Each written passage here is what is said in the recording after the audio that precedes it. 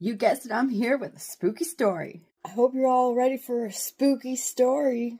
I hope you don't think that it's just because you live in Canada, you're safe from being haunted. I have a story submission from somebody in Yellowknife. Let's name her Tina. You may not want to watch this at nighttime. Tina said that growing up in Yellowknife, she used to live with her mother and her grandmother in a 3-bedroom home. She said that while she was living there, she never really put any thought into her imagination of the things that she was constantly seeing.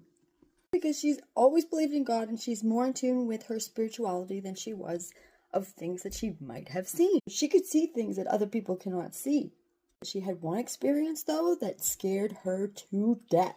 One night during a big snowstorm at about 11 o'clock at night, she had just finished watching a Disney movie. It wasn't like she was watching like Paranormal Activity or nothing. It was just a regular Disney movie. 1 o'clock hits, she feels this feeling as a presence, as a feeling, and they were going to do anything they could to take her. She made it a point to cleanse every room, including her bedroom and the living room and the front of the house. It usually gets really dark in that room because there is no light in it. This is her mother's room. Again, she has a vivid imagination. But the knock grew louder.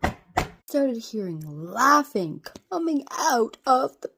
All of a sudden, after the knocking, she could hear a baby crying. Shadows are moving in almost like a circle. Basically sees these shadows, and one shadow looks distinct from the other shadows. Like one looks like a fish. Imagination was going wild at this point. This large looming shadow starts to spin in a circle, and all the other shadows start to go around the big huge shadow overlooming into the ceiling. The shadow started moving in a weird kind of motion. Tina said this thing was moving like a fish, like it was swimming in water. And as it was swaying back and forth on the wall in the shadows, and all the other shadows were encircling it, it looked like splashing waves, and she for a second thought it was a dream. Decided to return the bracelet to the shadow. The shadow took the bracelet and left and was never seen. To this day, the neighbors and Tina both tell a story about how the shadow was heard all on the floor in this 4-level apartment. Everybody, all the neighbors wondering what was happening with the baby and with the laughing.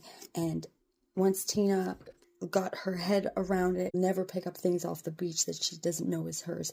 Tina still tells the story to this day. Heard hundreds of stories about mermaids all over the world retrieving items that they've left on the beach. So if this resonated with you or you enjoyed this story, please like, share, and subscribe. And I will see you later.